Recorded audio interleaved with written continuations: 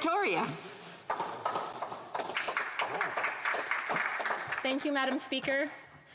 Having the option for virtual hybrid parliament is a no-brainer in a pandemic. So rather than starting off my speech describing the obvious reasons that we would want to protect our members of parliament, our staff, our families, our communities, instead I'm going to talk about some of the other reasons why virtual parliament could be supportive in this House.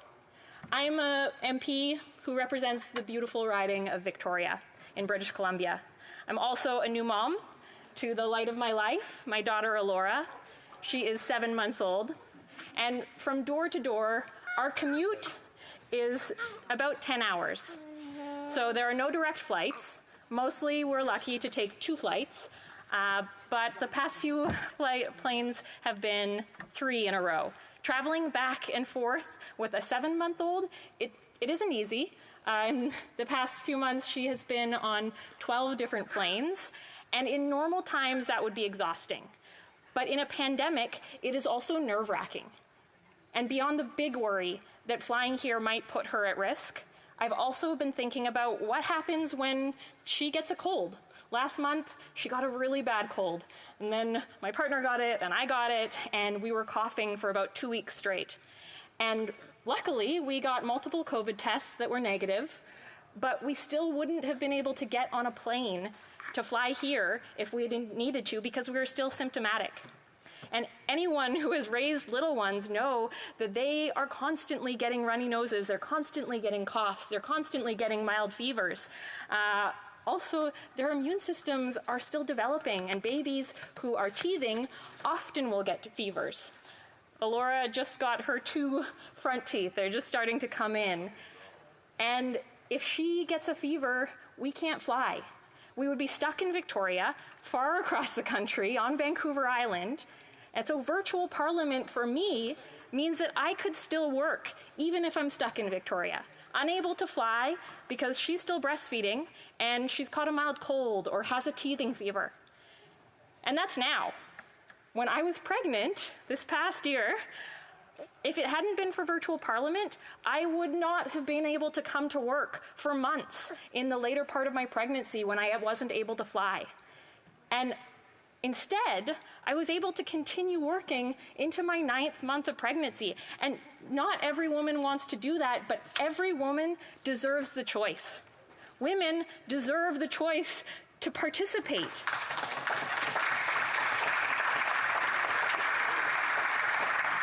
They shouldn't have to face institutional barriers. But I am sad to say that despite the gains that we have made, we still face many.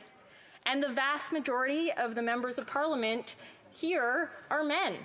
The House of Commons was built by men, for men, and we have a long way to go if we want equal access, if we want equal participation, if we want equity for her generation. And if we want to encourage more young women to run, one important step is making sure that this parliament is more family-friendly. One small example is that there is 1 family room here at Parliament. There are at least 3 moms with babies. Because of COVID, only 1 family can be in the family room at one time. And that means that if one of the other moms has booked the room, I've been breastfeeding and pumping in the quiet room, the room for meditation and quiet reflection. There's no lock on the door to the quiet room, and so I've had MPs come in, even though I've barricaded the door. It's been awkward and funny, but there are small changes that we could make that would make life less challenging for new moms. It would be great to have more family rooms. It would be great to have a private place to change into my pumping gear, a private place to take my baby when she needs a nap, a fridge to store breast milk in. Those would be small changes and make a small difference. But do you know what would make a big difference, a huge difference? The option for virtual parliament. Women in every sector have taken on more during this pandemic, whether it's lost employment, whether it's additional childcare challenges, increased unpaid labor at home, increased care for elderly family members. Women have borne the brunt of this pandemic. And we need to address the barriers that women face across Canada. We need to especially address these barriers for women who face additional barriers, women who are single moms, Indigenous women, racialized women, trans women, queer women, women with disabilities. We need these women in Parliament helping us make laws because we know representation matters.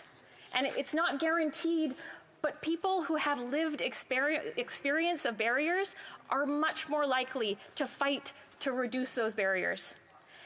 Every chance that I get, I encourage young women to get involved in politics, to put their name forward, to run for elected office. But when I'm talking to women about, running to be an MP, women with young kids, women from BC, it's a hard sell. I have to be honest with them about some of the challenges. Being a mom is a demanding job, and that's just on its own. Being an MP is a demanding job just on its own. Doing them at the same time is beyond challenging. And I accept that. I am committed to rising to those challenges. But what's unacceptable to me is when MPs in this House could make this House more family friendly, but they choose not to. What's unacceptable to me is when I hear MPs in this debate say that those who want hybrid parliament want it because we don't want to come to work. I want to come to work. I want hybrid parliament so that when she gets sick and I'm stuck in Victoria, I can still participate. I want hybrid parliament so that pregnant MPs have the choice to keep working. I want a hybrid parliament so that when I'm talking to young women, I can tell them honestly that things are changing, that MPs in this House are working to make Parliament more accessible, more family friendly. And I want to take a moment just to express a huge thank you to my partner, James. Without his support, his love, his incredible parenting, I wouldn't be here. I also want to thank our parents, Alora's grandparents, and our community. It takes a village. And I would not be able to do this without them. I want to thank my campaign team and my staff. Running in an election with a baby and being an MP with a baby is tough. And I'm so lucky to have amazing people on my team and in my community. My partner, James, is also a huge advocate for hybrid parliament. He's on parental leave, and he's caring for our daughter. He's bringing her to Parliament for breastfeeding, or just so I can see her in our 14-hour days when we have emergency debates, late nights.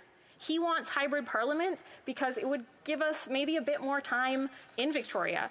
When we're in Victoria, we have a community supporting us, grandparent support, someone to hold the baby when he needs to sleep because he's been up all night with her. It would give us the option of a bit more balance. It would give us peace of mind about making choices to reduce risk to my daughter. I have heard from some members in this debate, I've heard them speaking as if the pandemic's over. And while we are making great progress with vaccines, the pandemic is not over. We have continued to see outbreaks, and countries in Europe are facing rising cases and hospitalizations. They are once again implementing lockdown policies.